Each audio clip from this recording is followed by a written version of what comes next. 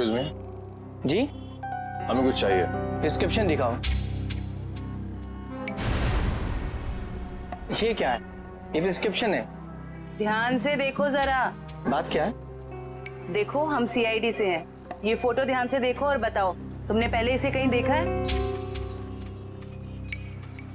तो मेरी ये तो मेरी। नहीं नहीं, मेरी कुछ नहीं लगती। ये तो वही है ना? अरे देखना, ये वही है ना? अरे हाँ, ये तो वही है 11 नंबर बंगले वाली।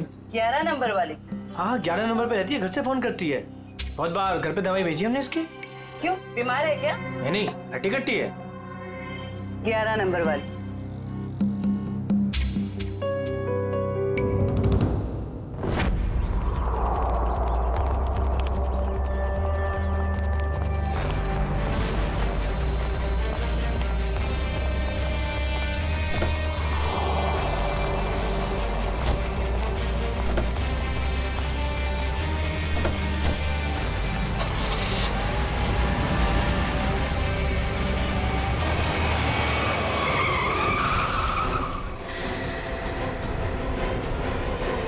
ओ मैडम, गाड़ी हटाओ।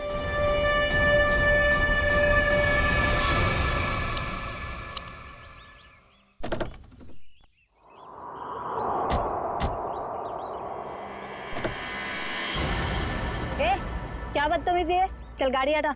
अगर यहाँ बदतमीजी नहीं पसंद तो सीआईडी ब्यूरो चलो, वहां कर लेंगे थोड़ी बदतमीजी। सीआईडी?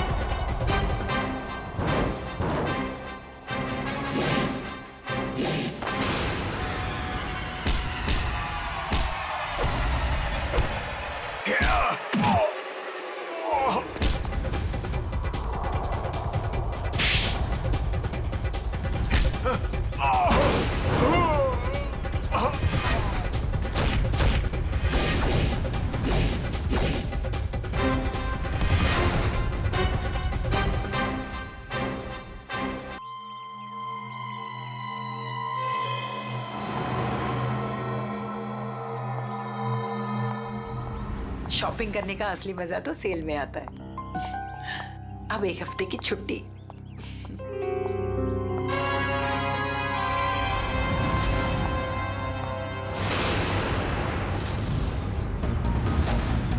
अब घर जाकर मम्मी से कहूंगी कि उनके हाथ की ठंडी लस्सी बना कर दे।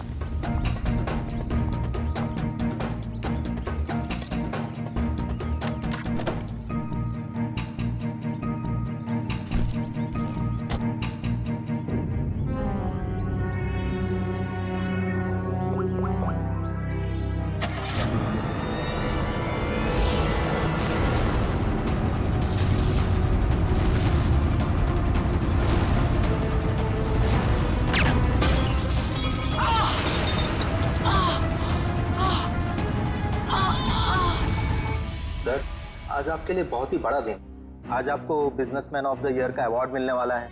आखिर सर आपने दिखाई दिया कि इंसान मेहनत से ही सफलता के शिखर पर पहुंचता है। क्या बात है सर, आप कुछ खोए खोए से दिख रहे हैं? कोई परेशानी? नहीं, ऐसी कोई बात नहीं है। अच्छा, वो तुमने कुमार की एनुअल रिपोर्ट भिजा दी? जी सर।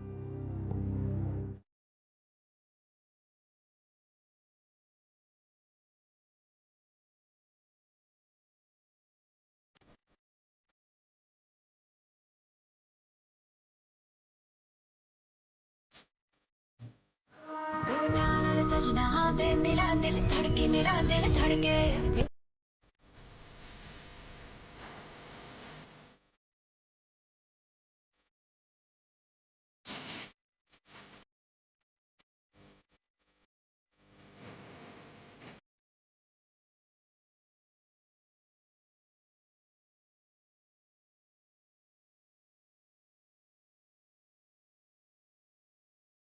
बैठने से पहले हम लोग विराज जी को मुबारकबाद दे दे।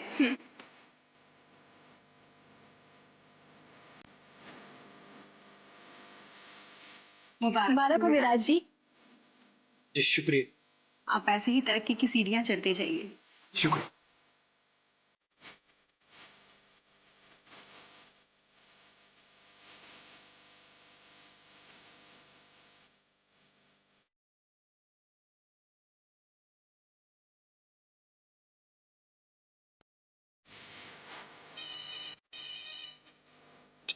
हेलो, हाँ एक मिनट रुको।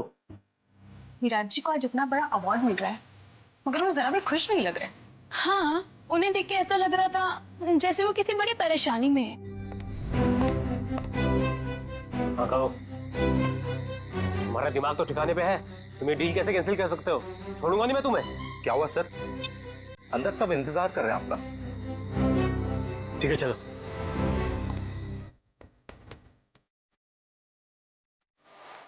क्या हुआ? किसका फोन था? किसी का नहीं।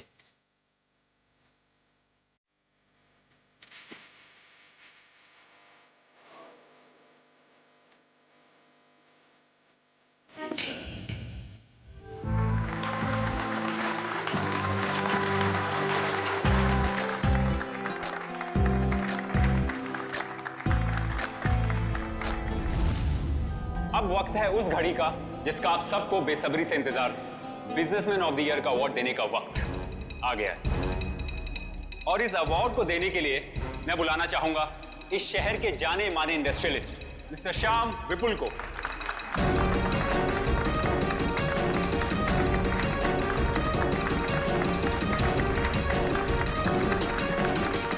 जैसा कि आप सभी जानते हैं, इस साल के बिजनेसमैन ऑफ द ईयर हैं मिस्टर विराज। अब मैं चाहूंगा मिस्टर विराज स्टेज पे आएं और अवार्ड रिसीव करें।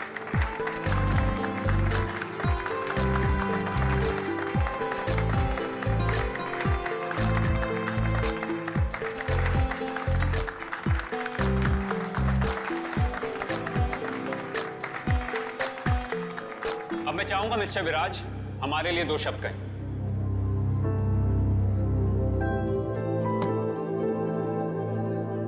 आप सभी का बहुत बहुत शुक्रिया।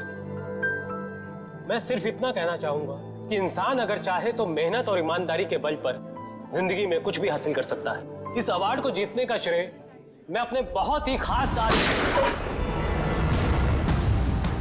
अरे ये क्या? अरे गोली चली! निकला से! चलो चलो! कहीं हमें ना लग जाए! निकला से! विराज क्या हुआ तुम्हें? अभिजीत, गोली तो बाएं तरफ से चली है। बस इसका मतलब गोली चलाने वाला इसके सामने नहीं खड़ा था, साइड से गोली चलाई इसने।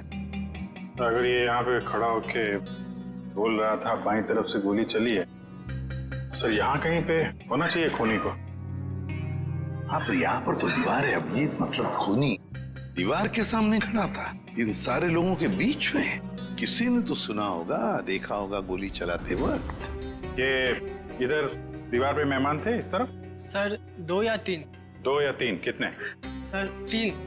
कौन लोग थे, कुछ याद है आपको? सर गोली की आवाज सुनकर वो लोग भाग गए, जो बचे यहीं बचे हैं। मेहमानों की लिस्ट तो होगी तुम्हारे पास? Yes sir. लाओ। Okay sir. वैसे आप लोगों ने देखा किसी को गोली चलाते हुए? नहीं सर। कमाल है, एक आदमी यहाँ पे गोली चलाता है, इनकी मौत हो जाती है, ना किसी ने कुछ देखा ना सुना। ऐसा कैसे हो सकता है? सर दरअसल हम सबका ध्यान स्टेज पे चल रहे प्रोग्राम पे था, इसलिए गोली कहाँ से आई वो पता ही नहीं चला। हाँ हाँ सचिन, यहाँ पे सारी ग्लासेस बिल्कुल ठीक ठाक है, लेकिन इस ग्लास पे क्रैक है। अभिजीत, ग्लास में क्रैक है मगर ग्लास खड़ा का खड़ा ही, गिरा नहीं है। ऐसा क्रैक तो तभी आएगा सर, ये ग्लास किसी से टकराए या फिर बहुत जोर की आवाज हो ग्लास के पास। जरूर ये आवाज गोली चलने की है और वो गोली इसी ग्लास के करीब से ही चलिए। पंखे, हाँ आजा। देख, लगता है गोली यहीं से चली है, ग्लास के पास से।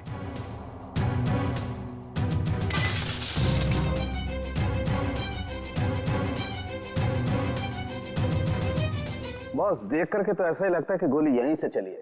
फिर भी 100% श्योर होने के लिए मैं अच्छी तरह से चेक कर लेता हूँ। चेक कर ले।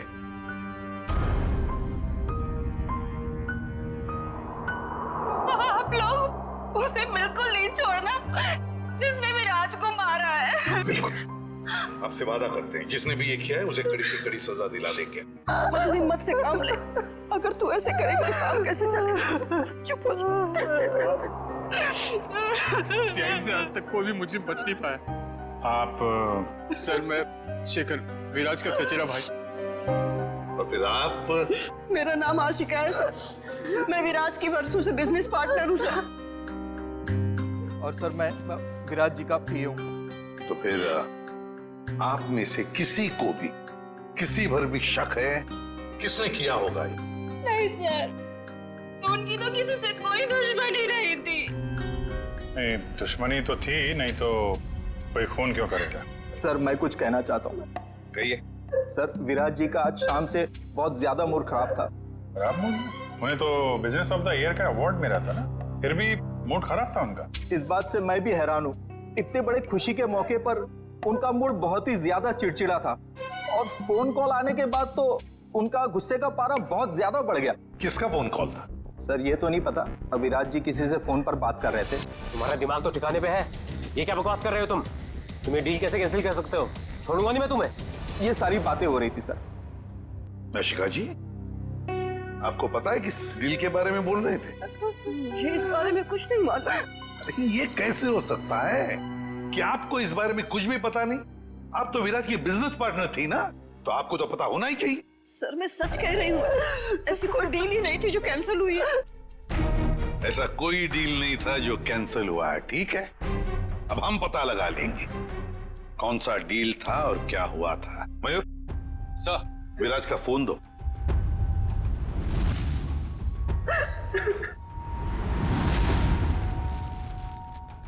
देखो जरा, आखिरी फोन।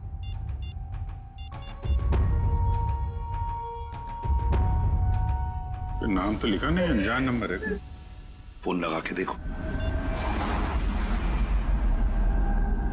फोन बंद आ रहा। फोन बंद आ रहा? अभिजीत,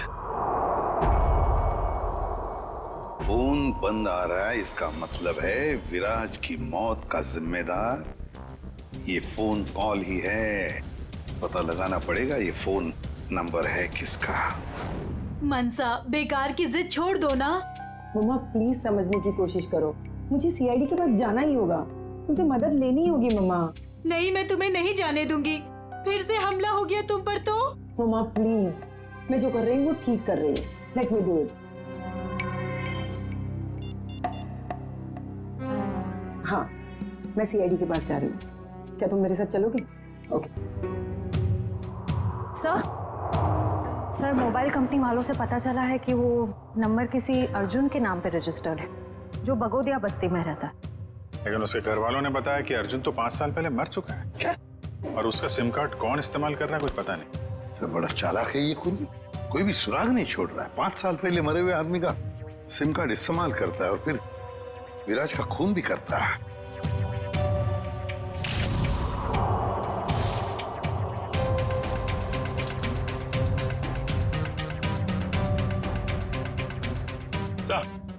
हाँ। ये देखिए सर, ये देसी कट्टा मिला है इसमें से। लगता है खूनी भागते वक्त गलती से यहाँ गिरा गया। अजीब खूनी है सर, भाग गया लेकिन हथियार यहीं छोड़ गया हमारे लिए। सर प्लीज हमारी मदद कीजिए, हम बहुत बड़ी मुसीबत में हैं सर। एक मिनट, कौन है आप लोग? सर मेरा नाम मनसा है और ये मेरे बिजनेस पार्टनर है अमन। अच्छा क्या हुआ बताइए। सर हमें किसी ने मारने की कोशिश की है सर, हमारी जान पे हमला हुआ है। किसने किया हमला तुम लोगों पर? कौन, जानते हो आप लोग? सर कुछ नहीं पता है और समझ में नहीं आता है कि हमें मारकर किसे फायदा होगा। देखिए प्लीज आप घबराइए मत, हम लोग पता लगा लेंगे। अच्छा ये बताइए कि जब आप पे हमला हुआ तो क्या आप लोग साथ साथ थे? नहीं सर, अलग अलग जगहों पे हमला हुआ। मुझ पे मेरे ऑफिस में और मंशा पे शॉपिंग मॉल के पार्किंग लॉट में हुआ सर। जी सर, कल दोपहर को करीब 12 और 1 के बीच में। कल दोपहर को? और आप लोग आज हमारे पास आए हैं? आज? कल क्यों नहीं आए? सर हम घबरा रहे थे सर, बड़ी मुश्किल से हम हिम्मत बटोर के आपके सामने आए सर। अच्छा, जिन लोगों ने आप पे हमला किया उनके चेहरे तो देखे होंगे ना आप लोगों ने? सब कुछ इतना जल्दी हुआ कि मैं ठीक से कुछ देख भी नहीं पाई। और ये देखिए, गोली मेरे बाजू में लगी। बड़ी अजीब बात है, गोली चलाने वाले ने देखा तक नहीं कि गोली निशाने पर लगी है या नहीं। सर अच्छा ही हुआ कि उसने नहीं देखा, वरना शायद आज मैं आप लोगों के सामने जिंदा नहीं खड़ी होती। सर जरूर ये किसी अनाड़ी का काम है, क्योंकि अगर प्रोफेशनल होता तो ऐसी गलती बिल्कुल नहीं करता। अमन, क्या तुम पर भी गोली चली थी? सर मेरे साथ जो हुआ वो तो बहुत ही ज्यादा अजीब था सर। हेलो। अरे नहीं यार, ऑफिस में आज अकेला ही हूँ, शनिवार था इसलिए सभी लोग चले गए। मेरा भी थोड़ा बहुत ही काम बाकी है, बस मैं भी जाने ही वाला हूँ। Okay, take care, bye bye. Bye.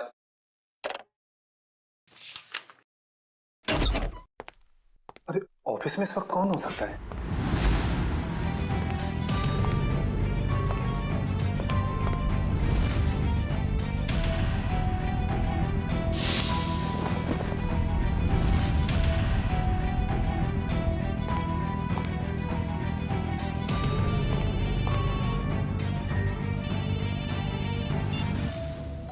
क्या उधर रुका था मैं?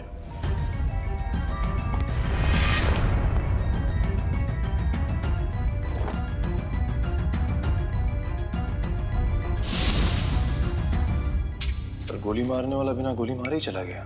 वही तो। सर ये तो बहुत अजीब है। सर जो कुछ भी हुआ, कम से कम मेरी जान तो बच गई सर। नहीं, ये तो बड़ी अच्छी बात हो गई। अब आप लोग हमारी एक मदद कीजिए, उनका स्केच बनवाने में। सर स्केच तो बनवा देंगे, मगर ब्यूरो से बाहर जाने से डर लग रहा है सर। कहीं फिर से हम पे हमला हुआ तो? अब आप पर कोई हमला नहीं कर सकता। अब आप लोगों की सुरक्षा की जिम्मेदारी हमारी है। एक बात समझ में नहीं आ रही है, मंशा पर गोली चलाने वाला करीब से गोली चलाता है मंशा पर जानलेवा गोली नहीं चलाता, और जो अमन पर गोली चलाने गया था वो बिना गोली चलाए वापस चला जाता है। ऐसा क्यों? नहीं नहीं नहीं, ये कुछ अलग ही चक्कर है। सर ये रहा स्केच। Thank you. जाओ। आपको पूरा यकीन है यही लोग हैं वो? हाँ सर, लगभग ऐसे ही थे। ठीक है, थैंक यू वेरी मच। अब आप लोग जा सकते हैं, लेकिन निश्चिंत रहिए, आपकी सुरक्षा के लिए हमारे सीआईडी ऑफिसर्स तैनात रहेंगे। Thank you. Thank you sir. Shreya, देखो क्या ये दोनों पुराने पापी है क्या?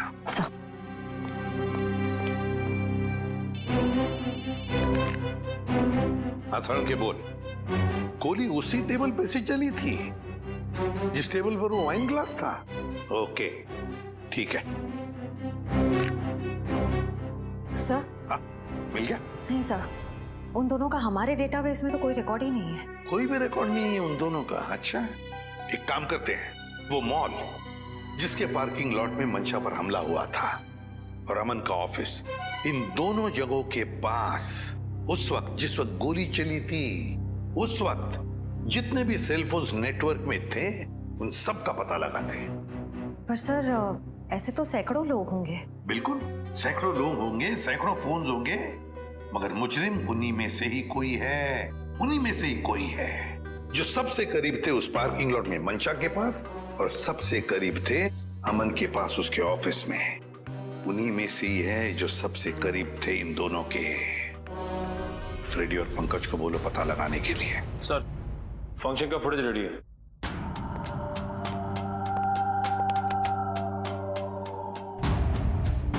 निखिल, अब जूम करो उस टेबल पर जहां से गोली चली थी।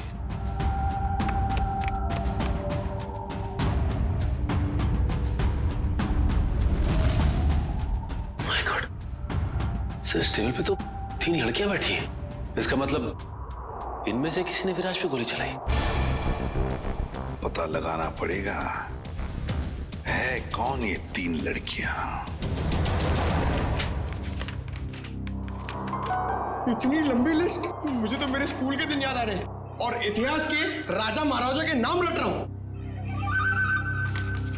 ले भैया, एक और लिस्ट आ गई। इतनी लंबी लिस्ट, सर मैं बेहोश हो जाऊंगा।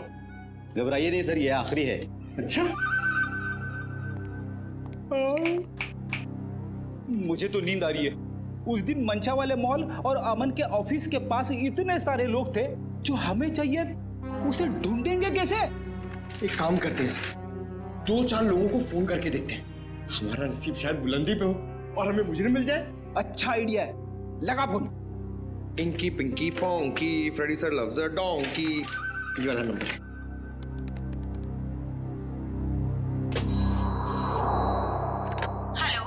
हेलो, क्या नाम है आपका मैडम? तुम्हें क्यों बताऊं?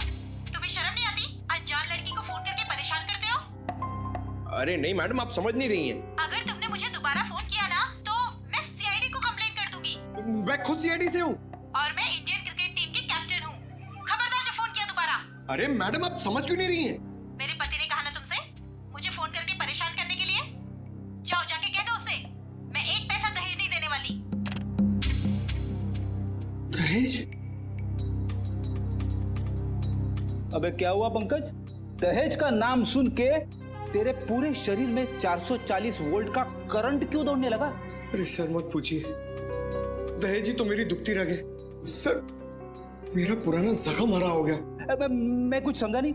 सर आप तो जानते ही हैं, मेरे स्कूल के और कॉलेज के जितने भी फ्रेंड्स हैं सबकी शादी हो चुकी है। मैं ही अकेला बचा हूं कुंवारा। पता है क्यों? क्यों? इस दहेज की वजह से। पंकज, एक सीआईडी ऑफिसर होने के बावजूद भी तुझे दहेज चाहिए? छी, कितनी शर्मनाक बात है ये। रुक, मैं अभी एसीपी साहब को फोन करता हूँ। अरे एसीपी सर को क्यों फोन कर रहे हो? मेरी बात तो सुनो। मैं दहेज नहीं मांग रहा हूँ, लड़की वाले दहेज मांगते हैं। मुझसे कहते हैं जब तक मैं दहेज नहीं दूंगा लड़की से मेरी शादी नहीं कराएंगे। इसलिए तो दहेज का नाम सुनते ही मेरे पसीने छूट जाते हैं सर। तू चिंता मत कर पंकज, जो लड़की तुझे सच्चा प्यार करेगी वो सिर्फ तेरा दिल देखेगी, दहेज या पैसा नहीं, समझे? सच्ची सर? हाँ। अब चल, अब ये शादी के सपने देखना बंद कर और काम पे लग जा। काम पे लग जा? लिस्ट इतनी लंबी है। अबे रो क्यों रहा है? चल एक काम करते, देखते हैं इन सारे नंबरों में से ऐसे कौन से 2 नंबर है जो मंशा वाले मॉल और अमन के ऑफिस के सबसे करीब है। देखिए सर,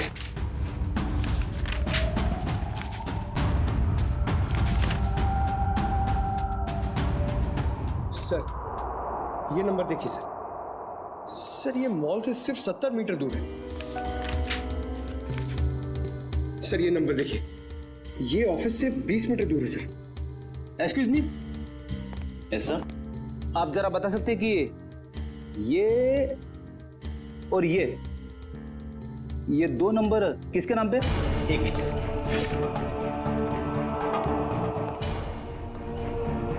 सर अगर आपकी नजर में कोई सुंदर सुशील प्यारी सी लड़की होगी ना सर, तो मुझसे मिलवा दीजिएगा सर। वो क्या है ना, मेरी मॉम चाहती है कि मेरे हाथ जल्दी से जल्दी पीले हो जाए। प्लीज जरा ध्यान रखो। सर एक्सक्यूज मी सर, ये दूसरा वाला नंबर ट्रेस करने में थोड़ा टाइम लगेगा, मगर ये पहला नंबर किसी शीतल कुमार का है। शीतल? मतलब पंकज, उस दिन मंशा को मारने कोई लड़का नहीं बल्कि लड़की आई थी। मंशा ने तो कहा था कि कोई लड़का था। ये केस तो और भी उलझता जा रहा है। एक काम करता हूँ, दया सर को फोन करता हूँ। प्लीज मुझे जाने दीजिए, मेरी कोई गलती नहीं है। चुप! पैसे लेकर लोगों को मारते और कहते हो तुमने कुछ नहीं किया। किसने कहा था तुम्हें मंशा और अमन को मारने के लिए? प्रीतम ने। कौन प्रीतम? वो बड़ी पार्टियों से सुपारी का कॉन्ट्रैक्ट लेता है और हम जैसे लोगों में बांट देता है। मुझे मंशा को मारने के लिए कहा था उसने, और मेरे दोस्त रिंकू को अमन की सुपारी दी थी।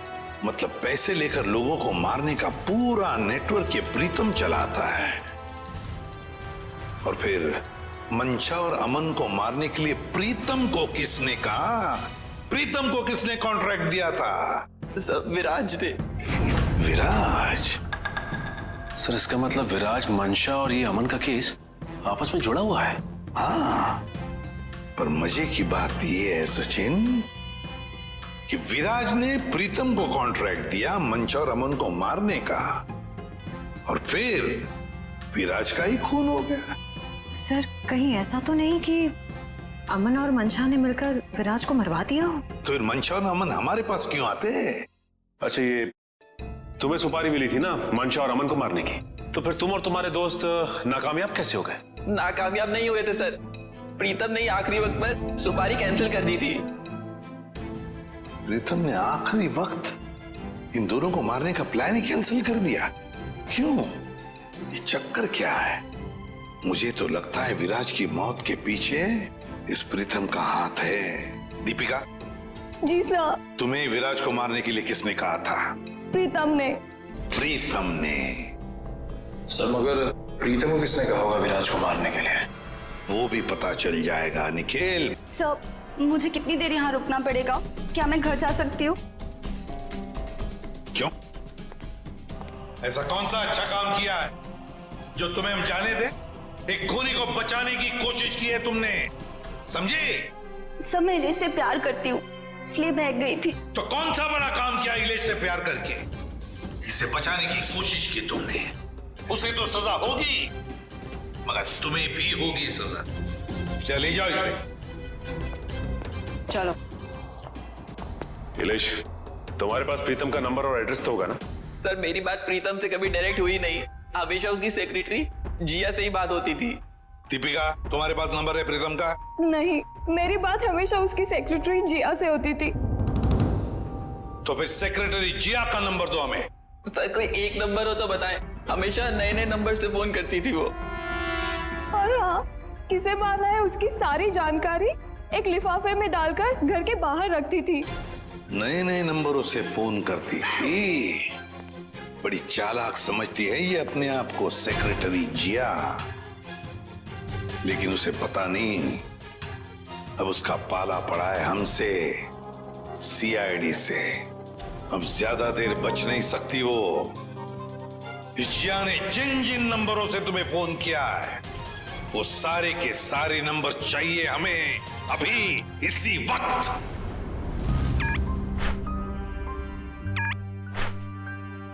सर ये देखिए, शहर के नक्शे में जो लाल रंग के निशान दिखाई दे रहे हैं, जिया ने आज ये नंबर वहां इस्तेमाल किए हैं।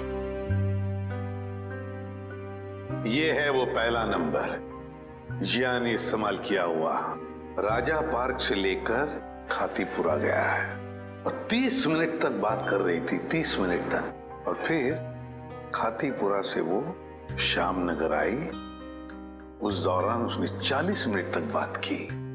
हाँ सर, और तीसरा नंबर उसने इस्तेमाल किया है श्याम नगर से क्वींस रोड के बीच, तकरीबन अब 1 घंटे बात की है सर। और उसके बाद अब ये क्वींस रोड से विद्यानगर की तरफ गई। और सर विद्यानगर में जिया के नंबर के साथ एक और नंबर है। लगता है ये नंबर प्रीतम का है श्रेया, ये प्रीतम ही है। इस प्रीतम ने बुलाया होगा जिया को विद्यानगर मिलने के लिए। लेकिन सर विद्यानगर के बाद तो जिया का मोबाइल बंद हो गया सर। तो ठीक है, होने दो, लेकिन वो दूसरा नंबर भी तो है जिससे जिया मिली थी, उसको ट्रैक करो निखिल।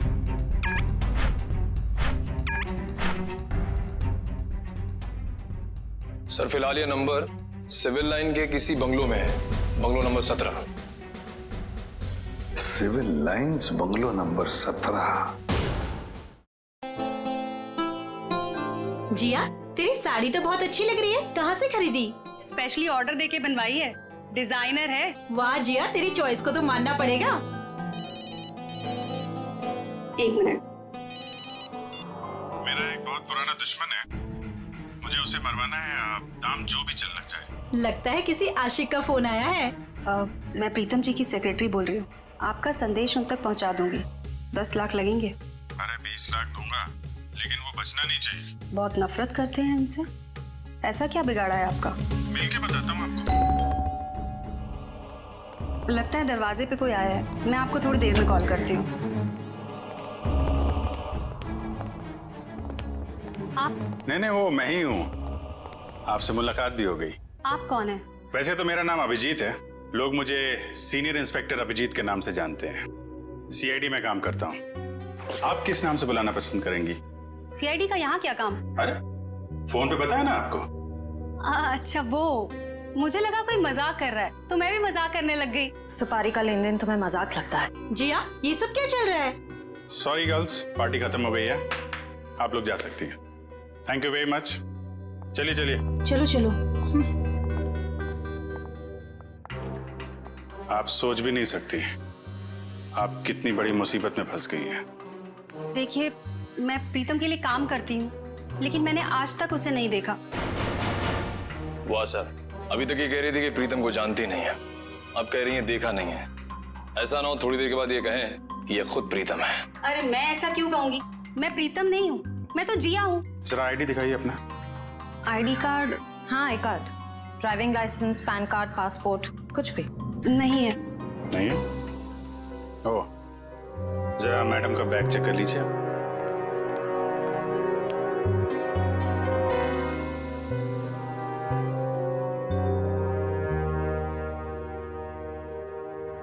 सर, इस खूबसूरत चेहरे का नाम है प्रीतम योगिता। अच्छा, तो आप प्रीतम हैं? भाग के कहाँ जा रही हो? पहले अपने चेहरे का मेकअप तो करवा लो।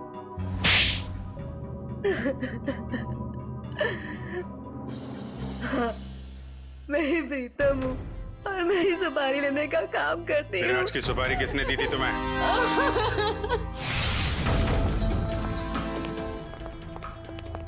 माफ कीजिएगा, ऐसे ही चले आए। क्या करते, काम बहुत जरूरी था। आपने दीपिका को गिरफ्तार कर लिया? जी, सीआईडी से वो बच नहीं पाई। लेकिन उसने ऐसा क्यों किया? विराज ने उसका क्या बिगाड़ा था? नहीं नहीं, विराज ने दीपिका का कुछ नहीं बिगाड़ा था। तो उसने मेरे भाई को क्यों मारा? क्योंकि किसी ने सुपारी दी थी दीपिका को विराज को मारने की। विराज की सुपारी? लेकिन विराज की सुपारी किसने दी? एक ऐसे इंसान ने दी जो इस वक्त यहाँ मौजूद है हमारे बीच में, और जो विराज की मौत पे मगरमच्छ के आंसू बहा रहा था। कौन? हाँ? शेखर, तो भागने दौड़ने का बहुत शौक है आपको? हमारी जेल के बाहर एक बहुत बड़ा मैदान है, वहां आपका ये शौक पूरा हो जाएगा।